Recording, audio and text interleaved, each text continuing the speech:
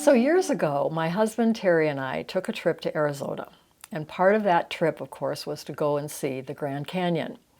So we got there, we pulled our car up to the overlook, and we opened all the doors, and he took out the CD and put it into the CD player of the car and played the Grand Canyon Suite as loud as possible so that we and everyone who was around us could hear that as we were all looking at this amazing sight. And so we just stood there and drank it all in. And it was an awesome experience. And I know that if many of you have probably been to the Grand Canyon and perhaps you had the same kind of experience, maybe you express something like, wow, or, whew, oh my God.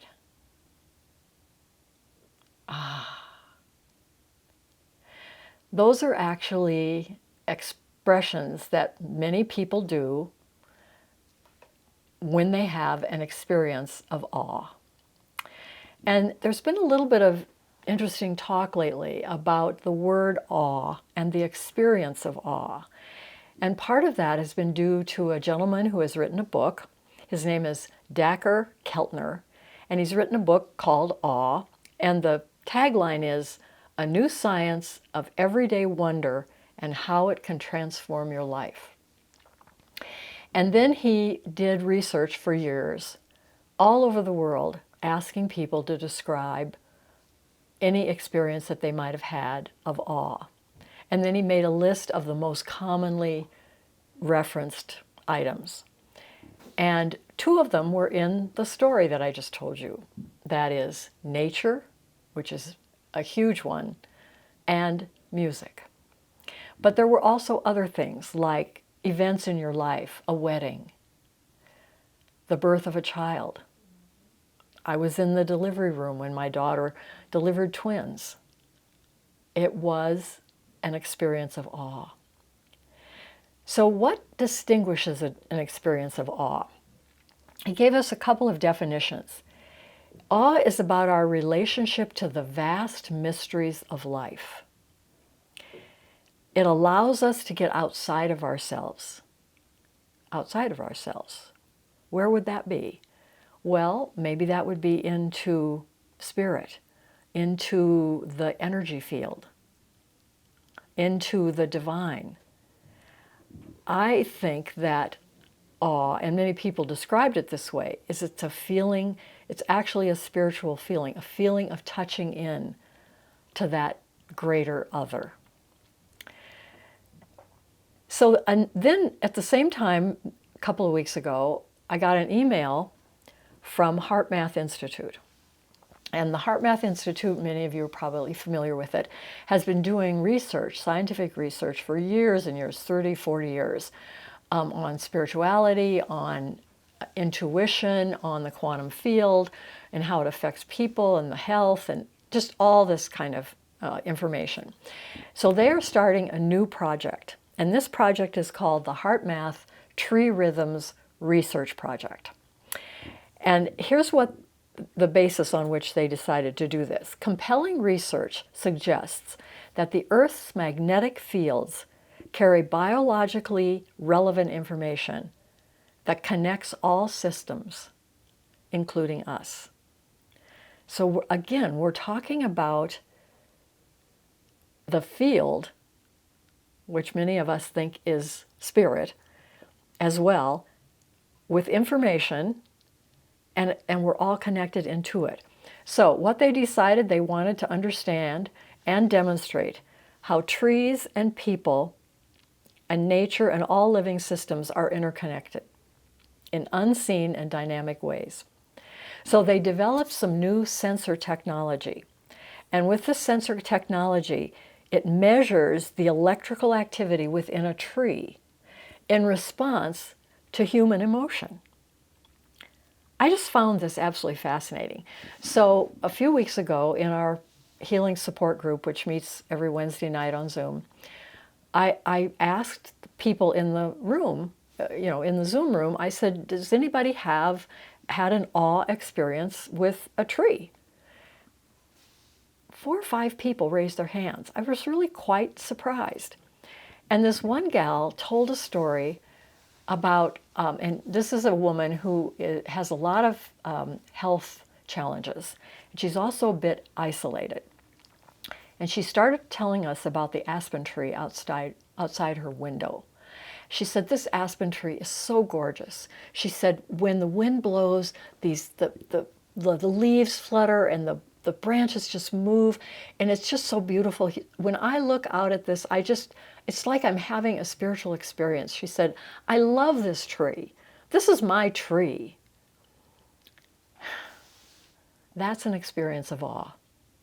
And despite all the problems that this particular gal was having, in those moments with that experience with nature, she was able to let go of what was all the bodily problems that were happening, or the fact that she felt alone.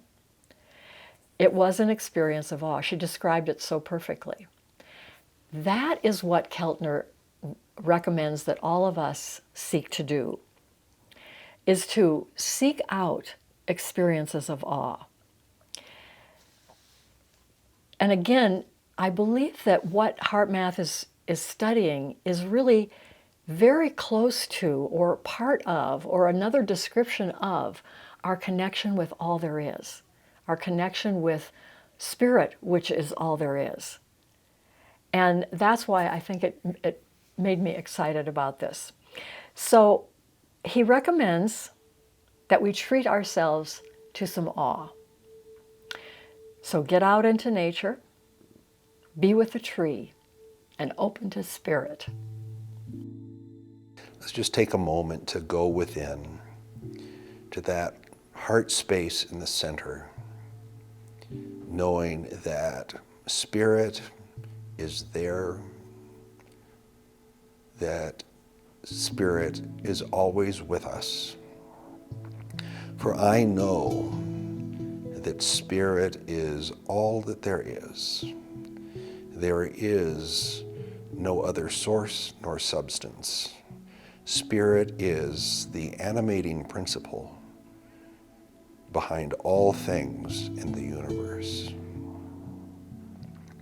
And I know that I am one with spirit, that in every moment, at all times, in every situation and circumstance, spirit is expressing itself fully through me, as me, in me.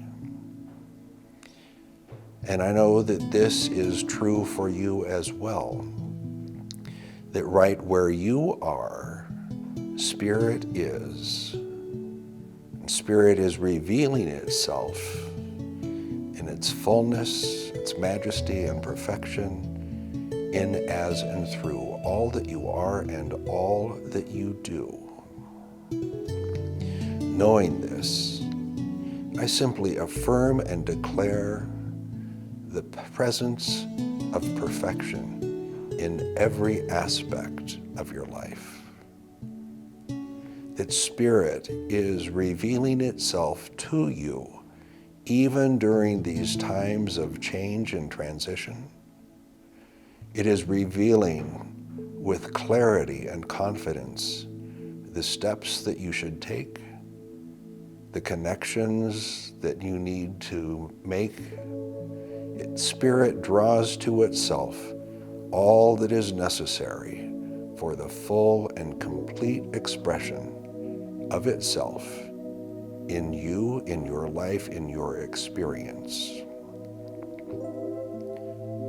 Assured of this, there is the elimination of any fear or doubt, any concern about change and what that might mean, and it is replaced with the peace and calm and confidence that good is perpetually revealing itself, expressing itself in every aspect of your life, your activity, and your being.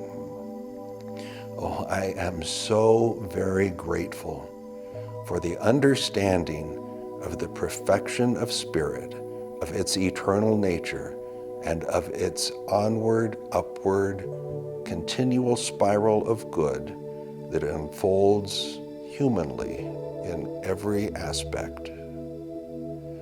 Knowing this, I simply release this prayer into the creative law of spirit, knowing that it is done. And so it is.